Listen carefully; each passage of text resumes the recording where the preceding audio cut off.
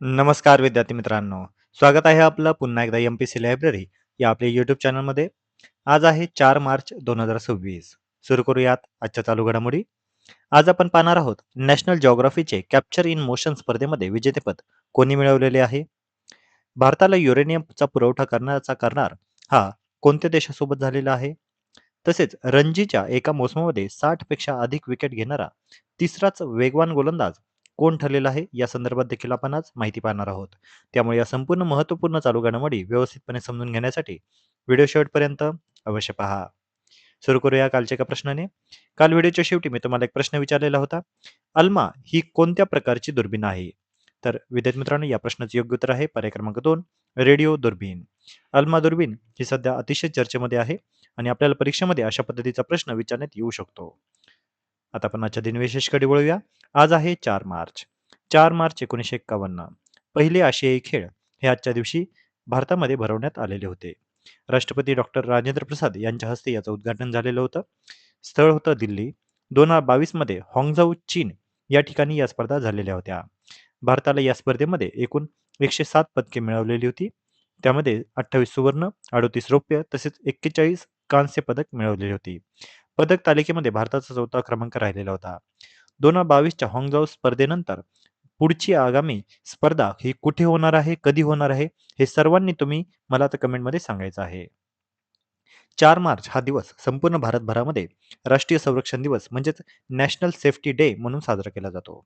यामध्ये 2026 ची थीम आहे, लोकांना सहभागी करून घ्या, शिक्षित करा आणि सक्षम करा, सुरक्षितता वाढवा. म्हणजेच engage, educate, empower people to enhance safety.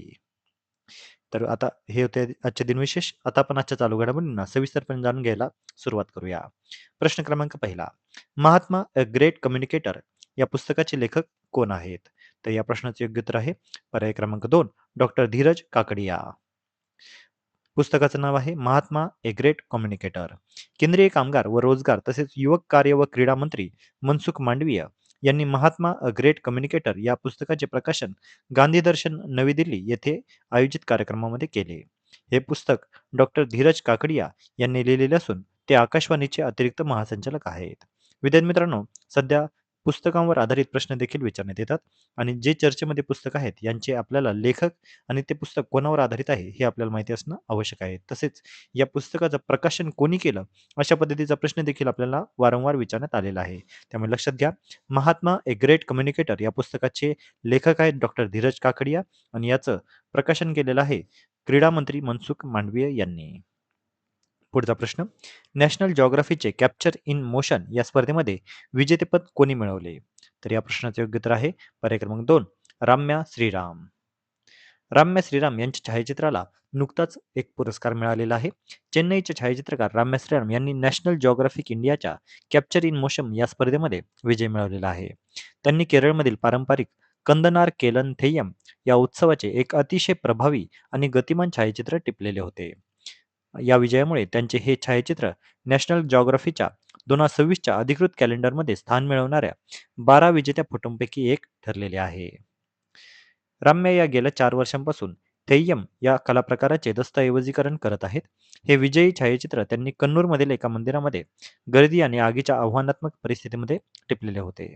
तुम्ही राम्या श्रीराम यांचा फोटो पाहत आहात, तर त्यांच्या शेजारी त्यांनी ज्या फोटोग्राफरला म्हणजे ज्या छायाचित्राला पुरस्कार मिळाला आहे, ते छायाचित्र देखील बाजूच्या चित्रामध्ये तुम्हाला दिसतच असेल.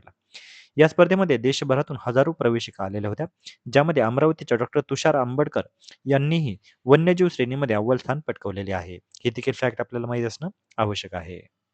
वळूया पुढच्या प्रश्नाकडे. YouTubeवर 3 कोटी सबस्क्रायबरचा टप्पा गाठणारे जागतिक नेते कोण ठरलेले आहेत? तर या प्रश्नाचे योग्य उत्तर आहे पर्याय क्रमांक 3, नरेंद्र मोदी. भारतीय पंतप्रधान नरेंद्र मोदी YouTubeवर देखील अग्रेसर ठरलेले आहेत. भारताचे पंतप्रधान नरेंद्र मोदी यांनी YouTubeवर 30 दशलक्ष म्हणजे 3 कोटी सबस्क्रायबरचा टप्पा गाठत जगातील सर्वाधिक फॉलो केलेले जागतिक नेते बनण्याचा मान त्यांनी मिळवलेला आहे. ही कामगिरी त्यांच्या डिजिटल संवाद शैलीचे आणि जनतेशी थेट जोडलेले राहण्याच्या दृष्टिकोनाचे प्रतीक मानले जात आहे. काही दिवसांपूर्वीच त्यांनी Instagramवर देखील सर्वाधिक फॉलोअर्स मिळवणारे जागतिक नेते हा बहुमान देखील मिळवलेला होता. पुढचा प्रश्न. भारताला युरेनियम पुरवठा करण्याचा करार कोणत्या देशासोबत झाला? तर या प्रश्नाचे योग्य उत्तर आहे पर्याय क्रमांक 4, कॅनडा. कॅनडा आता भारताला युरेनियम हा महत्त्वपूर्ण एलिमेंट हा पुरवणार आहे. पश्चिम आशियातील तणावाच्या पार्श्वभूमीवर कॅनडाचे पंतप्रधान मार्क कार्नी यांनी भारत भेट दिली. यावेळी भारतीय पंतप्रधान यांच्यासोबत त्यांनी ऊर्जा, व्यापार, संरक्षण, शिक्षण आणि जागतिक मुद्द्यांवर सविस्तर चर्चा केली. कॅनडाकडून भारताला युरेनियमचा दीर्घकालीन पुरवठावर स्वाक्षरी देखील करण्यात आली. संरक्षण क्षेत्रात यामुळे भागीदारी वाढवण्यावर आता लक्ष देण्यात येत आहे. दुर्मिळ खनिजाबाबत सहकार्यासह एकूण 10 करारांवर या दोन्ही देशांदरम्यान स्वाक्षऱ्या झालेल्या आहेत. त्यामुळे लक्षात घ्या, कॅनडा भारताला आता युरेनियमचा पुरवठा करणार आहे. त्यामुळे भारताच्या एनर्जी सिक्युरिटी आता अजून मजबूत होणार आहे. अणुऊर्जेसाठी आता यामुळे मोठा दिलासा देखील मिळालेला आहे. भारताच्या वाढत्या अणुऊर्जा गरजा पूर्ण करण्यासाठी युरेनियम पुरवठ्याचा ऐतिहासिक करार हा करण्यात आलेला आहे. यामुळे ऊर्जा सुरक्षितता बळकट होणार आहे. 2030 पर्यंत द्विपक्षीय व्यापार $50 अब्ज पर्यंत नेण्याचे उद्दिष्ट दोन्ही देशांनी ठेवलेले आहे. व्यापक आर्थिक भागीदार करार लवकरच अंतिम करण्याचा निर्णय दोन्ही देशांनी केलेला आहे. गुंतवणूक व रोजगाराच्या नव्या संधी यामुळे आता निर्माण देखील होणार आहेत. त्यामुळे लक्षात घ्या, कॅनडाचे पंतप्रधान मार्क कार्नी हे भारत भेटीवर आहेत आणि कॅनडा आणि भारतात आता युरेनियमचा करार करण्यात आलेला आहे. पुढचा प्रश्न, रणजीच्या एका मोसमामध्ये 60 पेक्षा अधिक विकेट घेणारा तिसरा गोलंदाज कोण ठरलेला आहे? तर या प्रश्नाचे योग्य उत्तर आहे पर्याय क्रमांक 3, अकीब नबी. अकीब नबीची रणजीमध्ये अतिशय कमाल कामगिरी राहिलेली आहे. जम्मू काश्मीरच्या ऐतिहासिक रणजी यशामध्ये अकीब नबी खऱ्या अर्थाने हिरो ठरलेला आहे. आपल्याला माहितच आहे की नुकत्याच झालेल्या रणजी स्पर्धेमध्ये पहिल्यांदाच जम्मू काश्मीरने जेतेपद पटकावलेलं आहे. त्यामुळे आपल्याला आगामी काळामध्ये संपूर्ण गोष्टींवर प्रश्न विचारण्यात येऊ शकतो. एका मोसमामध्ये तब्बल 60 विकेट्स आणि फलंदाजीतही 245 धावा या अकीब नबी याने केलेल्या आहेत. यंदाचा सर्वोत्तम खेळाडू किताब देखील त्याने पटकावलेला आहे. रणजीच्या एका मोसमामध्ये 60 पेक्षा अधिक विकेट घेणार तो तिसराच वेगवान गोलंदाज ठरलेला आहे. यापूर्वी जयदेव उनाडकट 67 विकेट आणि डोडा गणेश यांनी 62 विकेट घेतलेल्या होत्या. जम्मू काश्मीरची यामध्ये संपूर्ण रणजी मोसमामध्ये दमदार कामगिरी राहिलेली होती. 10 पैकी त्यांनी 5 विजय मिळवलेले होते.